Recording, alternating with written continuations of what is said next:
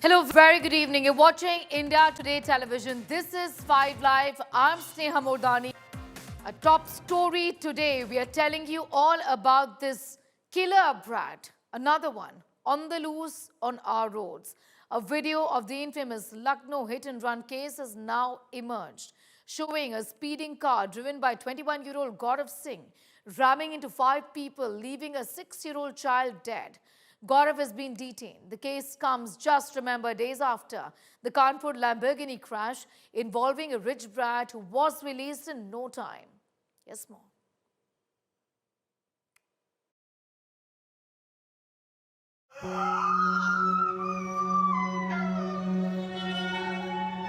Inconsolable, anguished, shattered. This is the mother of the 6-year-old who lost his life in a hit-and-run in Lucknow. A Class 12 student, Gaurav Singh, was allegedly driving the car that hit Dikshant Patel and 4 others.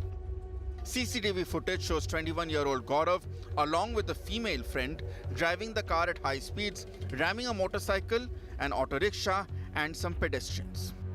The shocking incident took place around 6 p.m. on Thursday near the Hanuman Temple on Lucknow's Kanpur Road. Gaurav fled from the accident spot.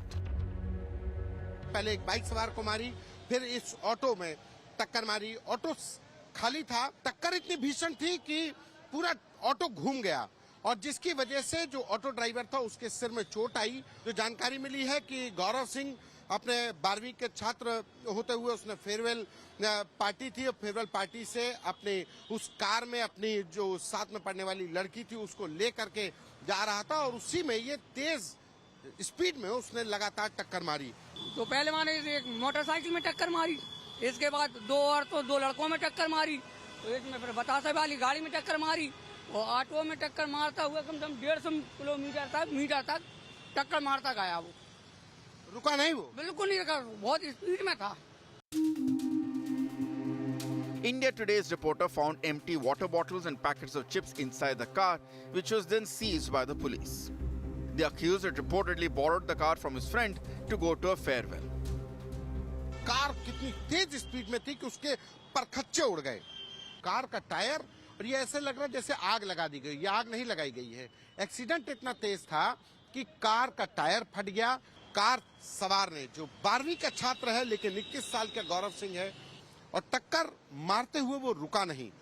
टक्कर मारने के बाद उसने अपनी जो साथ में लड़की थी उसको उतारा और फरार हो गया। The families of the accident victims are now demanding justice. इतनी तेज थी कि जो नाला बना है किनारे, उसके ऊपर जो ठेलिया लगी थी वो बतासे वाली, तो पूरी टूट गई वहाँ पे, इतना तेज हुआ है। और तुम्हारा ऑटो भीग गया? हाँ, पूरा चिथड़ा हो गया उसका। Just a few days back, the nation had watched a rich brat in a Lamborghini run down 6 people in Kanpur. While the accused in the Kanpur incident, Shivam Mishra, evaded the police for 4 days and got bail within hours of his arrest, the suspect in the Lucknow hit-and-run is at least in police custody. It's the same story from Kanpur to Lucknow. Brats running amok on the streets with no accountability. With Santosh Sharma in Lucknow, Bureau Report, India Today. I'm going straight across to my colleague Santosh, getting in more details on that story, tracking that for us. Santosh, the fact is that this man, in fact, could have helped the victims. He ran away. It's a pure case of hit and run. He ensured that his friend, the girl with him, was safe, and then he fled until he was caught. He's now been detained. What next? What are the police saying? Was this a case of drunken driving? What are you learning? This is the simple case of hit and run, and in which a 12th class student of 21-year-old Gaurav Singh has been arrested by the Banthara police in this hit and run case. The simple, what we get the information from the Lucknow police, that in this whole incident, Gaurav Singh was driving the car, and he was a student of class 12th, and he was coming back from the farewell party of his school with his girl student, or we can say the girlfriend was sitting behind his seat in the car. And after that, what happened, this is to be revealed by the Gaurav Singh, the accused who was driving this car, and that suddenly he hits, firstly he hits a bike, then hits auto rickshaw, and 6 people totally injured, and in this 6-year-old child dies. So we can say this is a simple hit and run case. Now the police is investigating whether it was a drunken drive case or hit and run case, because police have detained this accused Gaurav Singh after 12 hours of this incident. So firstly the police have to take him to the medical examination. In this medical examination, this will that report will tell that he was in alcoholic position or any other substance he has taken, due to which this accident happened. So we can say that now the police has arrested this Gaurav Singh, the 12th class student, but 21 years. He is adult. Primarily we got the information that 12th class student is a minor, but as Gaurav Singh was arrested, the police has gone through his legal documents, whether it was Aadhaar card or the certificates. Police claimed that he was adult, he is 21 years old, studying in class 12th. So Gaurav Singh has been arrested and he will be produced before the court in this whole hit and run case. But the medical report will reveal whether it was a drunken drive case or simple hit and run case.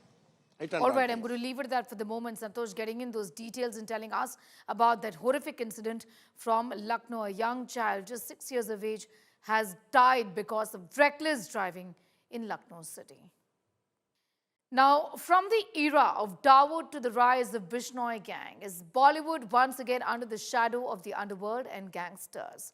Well, the spike in Bishnoi gang's warnings, gunfire incidents and extortion calls have sent fresh tremors through the film industry, making B-Town rather nervous. Here's more.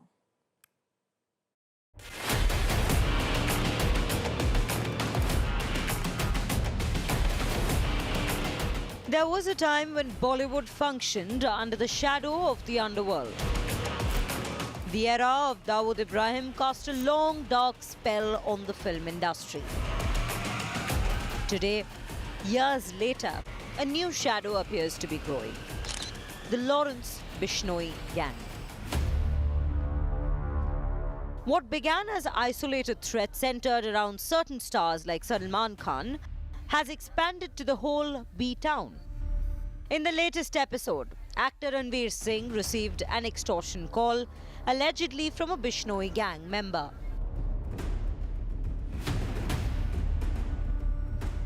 India Today accessed this chilling audio clip, though its authenticity is yet to be verified. In the recording, Harry Boxer, allegedly from the Bishnoi gang, warns the actor, threatening all of Bollywood to fall in line, especially Ranveer and director Rohit Shetty.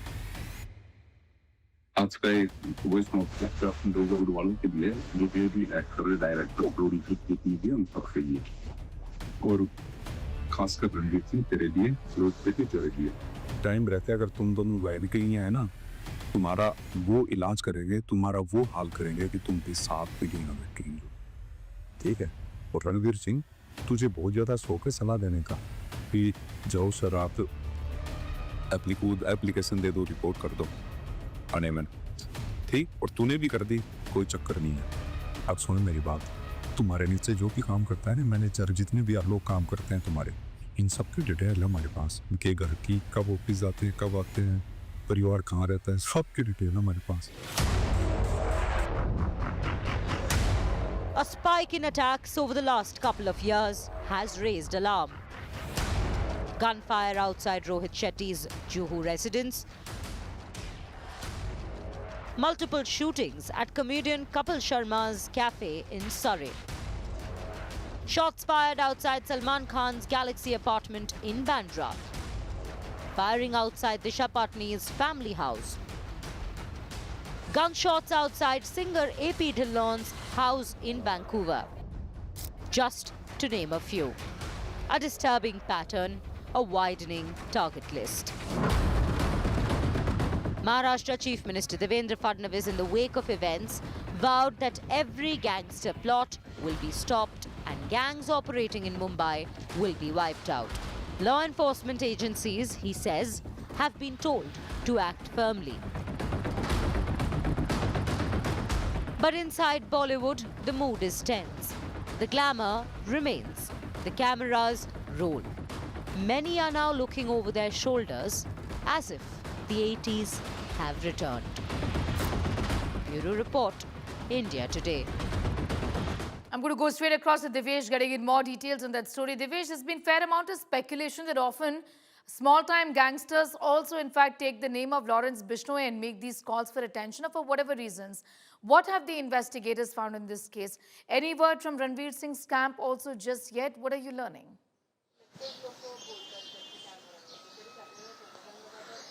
Well, as of now, it has been learned that the voice note sent to Ranveer Singh's manager, actor Ranveer Singh's manager, was sent using VPN, and that is why the tracking location of the sender has been very difficult, though specialists from Cyber Cell and expert help from other private organizations has also been sought, while the Cyber Cell is working round the clock to track the exact location from which country this message was sent to actor Ranveer Singh, where he was threatened, extortion was demanded, and the sender claimed that he is a member of the Lawrence Bishnoi gang.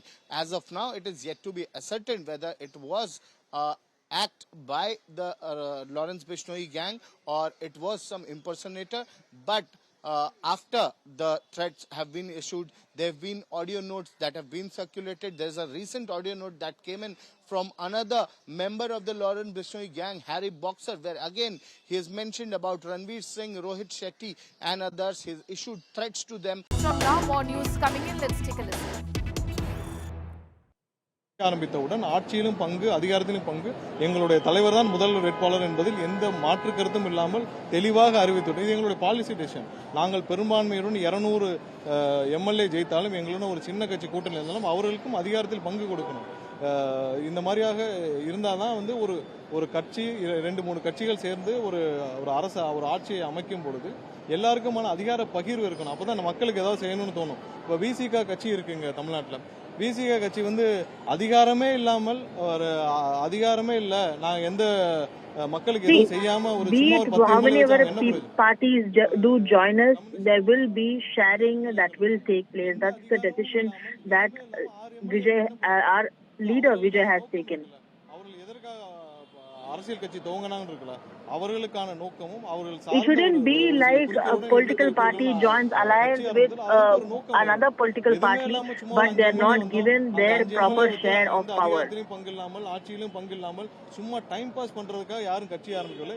அவர்களுக்கான Nobody has பகிர்வை கொடுத்து formed a party for time pass. Neither they're being given a seat sharing or power sharing. That isn't the end goal for a political party. ஒன்றிய அரசுடைய பட்ஜெட்டை பத்தி அடுத்த நாளே இப்ப பிரஸ் மீட் வச்சு அதுல கடும் கண்டனத்தை தெரிவித்து விட்டோம். தமிழகத்திற்கு எதிரான பட்ஜெட்னு சொல்லி அதுல எந்தெந்த வகையில We have already criticized the union government on the budget announcements. We have already stated the very same day and the next day as well how this budget is anti-Tamil. Kanimozhi கேரிடார நாங்க எதிர்க்கிறோம். ஒவ்வொரு விஷயத்தையும் நாங்கள் எதிர்ப்பு தெரிவித்து அன்னைக்கே சொல்லிட்டோம்.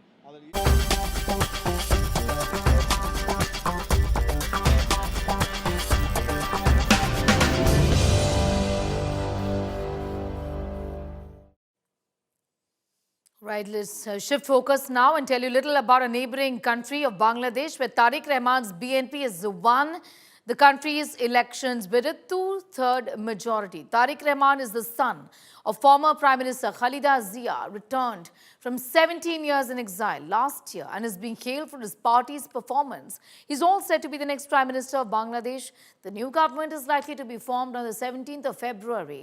Rahman managed to win from both Dhaka and Bogra seats he contested. Meanwhile, the chief of Bangladesh's Islamist Jamaat-e-Islami party, Shafiqur Rahman, has said his party will not engage in politics of opposition but pursue positive politics. Prime Minister Narendra Modi has spoken with Tarique Rahman, who is expected to be the next Prime Minister. Prime Minister Modi has congratulated BNP, saying that India will stand in support of a democratic and inclusive Bangladesh. First reaction after the election result. Were you surprised by the kind of majority that the BNP has got?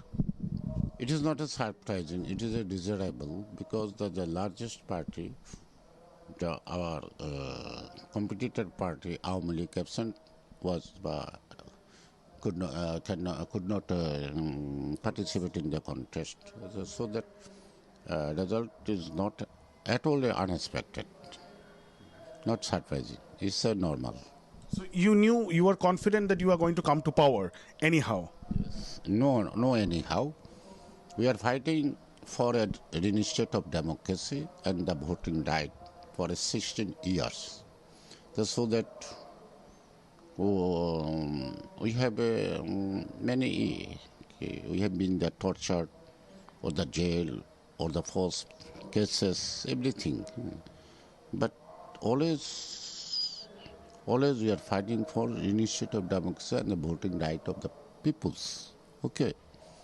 So that I think that reinstate of democracy is the best revenge for a political party like BNP. Now that you are in power and Tarique Sahab is going to be the Prime Minister, what assurance would you like to give the Hindu community? You just told us that the BNP is the best party for the Hindus.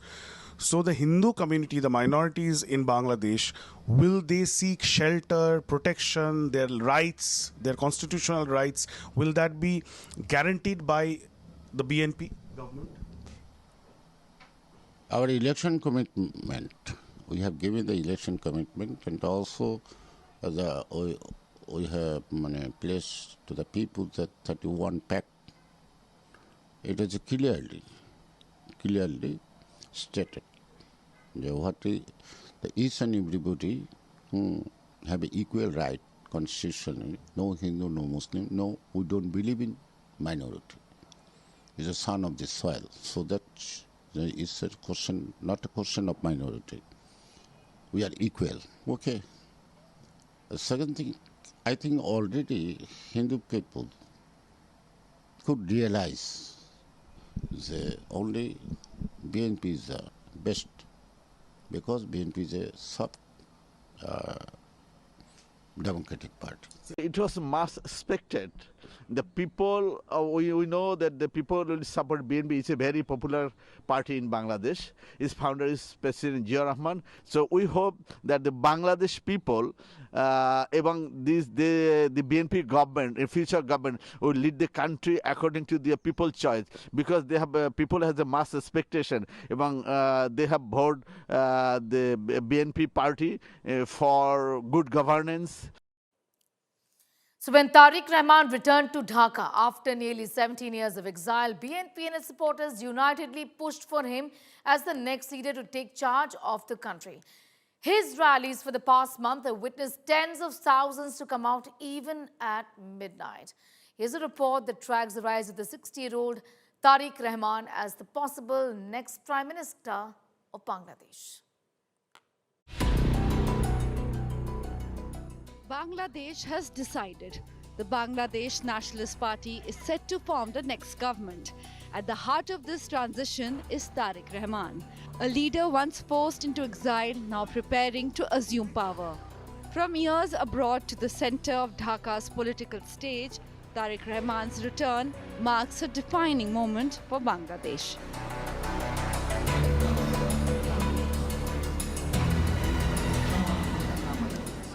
"60-year-old Tarique Rahman returned to his motherland in December 2025 after 2 decades of exile. The eldest son of former Bangladesh President Ziaur Rahman and former Prime Minister Khaleda Zia, Tarique Rahman has lived in London since 2008. He left Bangladesh for medical treatment following his arrest during a military-backed caretaker government. Rahman was 28 years old when he joined the BNP in 1988 and rose to prominence as its senior joint secretary in 2002. That trajectory shifted in 2007 when Rahman was detained on corruption charges during an anti-grafter drive. He left Bangladesh the following year and since then lived in exile. But while in London, Rahman continued to shape BNP strategy, addressing rallies via video calls and meeting party leaders abroad. In January 2025, Rahman reunited with his mother at Gatwick Airport after more than 7 years apart when Khalida Zia travelled for medical care. Months later, he met interim government chief Mohammad Yunus in London, signalling his continued relevance in Bangladesh's political transition. On December 2025, Rahman returned to Bangladesh after an exile of about 17 years. His return to the country was made possible after criminal cases against him at home were overturned following the ouster of former Prime Minister Sheikh Hasina in a student-led uprising in 2024. Days after his mother Khalida Zia's death, Tarique Rahman formally became chairman of the BNP in January 2026. He has been holding the position of acting chairman since February 2018. And this time, he promises to break the cycle of revenge politics that has dominated Bangladesh for the past 5.5 decades. What we need at the moment in the country is peace, stability. To bring stability, we need peace. So that's why personally I believe that revenge will not bring us anything good. Rather, it will destroy many things. Tarique Rahman now steps into the role of national leadership. As Bangladesh moves from contest to continuity, the focus now turns to governance and to whether Tarique Rahman can deliver on his promise of stability. Bureau Report, India Today. Moving on, the Motor Vehicle Department in Kerala on Friday felicitated an elderly woman who stopped a scooter rider from misusing a footpath in Kozhikode. A video of Prabhavati went completely viral earlier where she was seen confronting the scooter rider after he attempted to ride along a footpath near a traffic signal to bypass congestion on the main road. That's the video on your screens at this point in time. Well, after social media users applauded Prabhavati for a fierce response, authorities praised her civic sense and urged the people to act responsibly on the roads. By honoring Prabhavati, officials said they hope to encourage more citizens to prioritize safety over haste and contribute to safer public spaces. In the video that went viral earlier, Prabhavati blocked the scooter rider's path by firmly placing her foot in front of the vehicle and refused to move until he returned to the road. The video drew widespread appreciation for a firm yet calm intervention and highlighted concerns over vehicles encroaching on pedestrian spaces. Moving on, obesity is fast emerging as one of India's biggest public health crises. A recent study has revealed that 84% of Indians have attempted to lose weight at some point in time. But here's the worrying part. Only 4.7% managed to sustain even modest weight loss for 1 year. The study further shows that more than one-third of respondents did not consult a healthcare professional about their weight in the past 5 years. An almost equal number said they had never received a formal diagnosis of obesity. India has 254 million people living with generalized obesity. Another 351 million are affected by abdominal obesity. In 2019 alone, nearly 6 lakh adult deaths in India were linked to obesity-related diseases. These staggering figures help explain why weight loss medicines are rapidly gaining ground across the country. New data from the much-followed PharmaTrack report for January shows that new entrants are catching up fast in India's booming obesity drug market. The report places Yorpeak just behind Mounjaro in the blockbuster new introductions list. Yorpeak was launched by pharmaceutical major Cipla. It's a branded version of tirzepatide and it has gained significant traction within just 3 months of its launch. Also featuring in the blockbuster list are Wegovy, Ozempic and Luclema.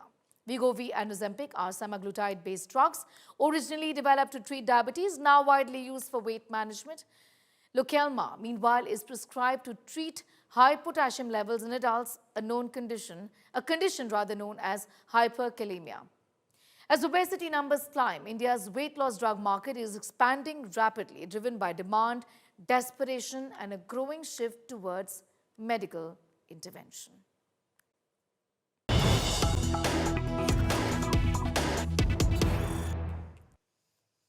A top story at this hour, the news we are breaking. Prime Minister Narendra Modi chaired a special meeting of the Union Cabinet at the South Block on Friday. This is the last such gathering at the British-era Secretariat building before the Prime Minister's office shifts to its new complex, which is Seva Teerth. This was the Cabinet's last meeting in the PMO, located in the Imperial complex designed by British architect Herbert Baker in the early 1900s to meet the requirements of the British Raj. I'm going to go straight across to Aishwarya for more on that. Aishwarya, what a day. Years and years after the Prime Minister's office functioned from here, from South Block, today is the last day. The last meeting has taken place, the Prime Minister's last cabinet meeting, so to speak, in South Block. What next as far as the new office of the Prime Minister is concerned? Very, very clear. Teerth, Seva Teerth, that's the name that has now been given. And the reason why we are doing so is because Prime Minister Modi and the BJP, they believe that, they are not just ministers. They are people who are here to serve the people. Let me just tell you, the kind of name change that we are seeing. South Block has been called Seva Teerth. The Central Secretariat, they are being called Kartavya Bhavan, because it's the Kartavya of all those who have been elected to make sure that India rises. If we look at Rajpath, the name change that happened since 2014, it's now called as Kartavya Path. So all these things are now highlighting what the Prime Minister thinks about and the way in which he looks at India. See, the overall image, the overall idea is to make sure that India moves from being a developing nation to being a developed nation by 2047. So keeping all those things in mind, we are now seeing this iconic images that we are seeing on the screens. Now the last meeting has now taken place, and this is the last meeting that has taken place in the South Block building. And after this, the entire structure, North and South Block, they will be converted into the world's largest museum. And from now on, we will see Prime Minister, once he's inaugurated the new buildings, all the meetings will take place in the new building. The BJP believes this is the beginning of a new era for the entire country. Colonial legacy, and it's replete with deep messaging. To me, Aishwarya, this is not just about name change. It's also so much more about doing away with what was a colonial legacy, isn't it? And also, like you rightly pointed out, I'm going to in fact go across to Gaurav as well. Gaurav, like I was asking Aishwarya also, we're talking about the fact that this is replete with deep messaging. This is about kartavya. This is about duty, and not so much about power. Also, the importance of shedding away the colonial legacy, which is writ large on all of these developments that we're reporting on today. So that big message, as you notice there on the Seva Teerth, is Nagrik Devo Bhav. And this comes from the concept of Matra Devo Bhav, Pitra Devo Bhav, Acharya Devo Bhav, and Atithi Devo Bhav. Now that is the civilizational ethos of this land, that your mother you worship as God, your father you worship as God, your teacher and your guests, which is where are people that you worship as God. The Prime Minister is adding that line, as far as the government is concerned, the citizens are God. So far the concept was my Baap Sarkar, that Sarkar is my Baap. And this is not what the culture is what the Prime Minister wants to send across the message. It's not my Baap Sarkar, it's actually Nagrik Devo Bhav. They serve whoever, a minister, a bureaucrat, a government official. The effort is to inculcate that culture. This is no longer the British Raj. This is no longer the government of any invader or their descendants. This is the government of the people of this land, is the message that the Prime Minister is trying to convey. And then like it was mentioned by Aishwarya, it started with, it's no longer Rajpath or Kingsway, it's Kartavya Path. It's no longer Queen's Way, it was Janpath, but overall the message is that this is people first governance that they want to move forward on. How much of this actually comes about more than words into action on ground and serving people? Well, we'll wait and report on that too. Gaurav, I'm glad you said that because the messaging is important, but also how it translates into action. I mean, of course, there is, Raj Bhavan, the name has been changed to Lok Bhavan, but this is a government of the people and we are serving the people, and that is the message that the government wants to send. But at the end of the day, if that is a promise which is lived up to or not is something that we'll keenly watch. But important messaging from the Prime Minister, a significant day where he leaves the South Block and moves to Seva, Teerth. The literal meaning of that is the pilgrimage for service. Gaurav, and I think that is extremely important. Talk to us about the work that is being done today, about the files in that sense that have been signed today. So 8 o'clock tonight is that cabinet briefing. The decision that's taken in this cabinet, and from what sources tell India Today, it's likely to be landmark. What sources are telling India Today, should that finally be approved, it'll be a huge infrastructure project that's connecting, one end of the Brahmaputra, an underwater tunnel, 2 tubes, one for trains, the other for transport, connecting, one end of the Brahmaputra to the other, land on either side. It'll be huge for Assam, but not just for Assam. It'll be huge for the entire northeast, especially for Arunachal Pradesh.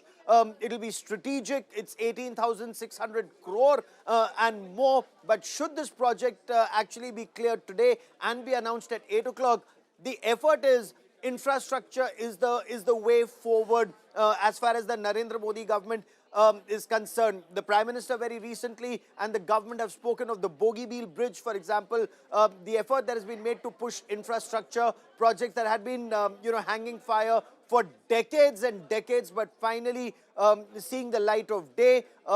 That is something that the government is talking about when they talk about Seva Teerth. It is service for the people of this country. Again, what is extremely important is how much of it positively impacts people when they go to government offices is what we shall be reporting on now. That's right. Gaurav, also this was not just, attempt to shed the colonial legacy, but also in a way to ensure that there's maximum governance. There were inconveniences given that the infrastructure and the offices were fragmented, and this was making things very difficult, isn't it? Of course, the structure is extremely old, 1900s. I mean, these are structures which are decades old, isn't it? And that also was problematic, purely if you look at this move from an infrastructure point of view. Well, it was literally bursting at the seams, creaking, files were kept out in the open, and we've reported from both North Block and South Block for a very long time. You didn't have enough number of officers.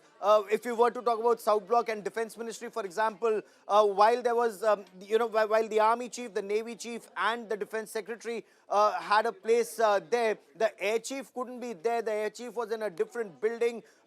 When you talk about integration, the effort is now the whole of the government approach. Integration is what the government is aiming for. Again, it's a project that was envisaged by the Prime Minister. The new Parliament building, one part of it, the entire project, which also includes a lot of other projects that are coming about. The Seva Teerth.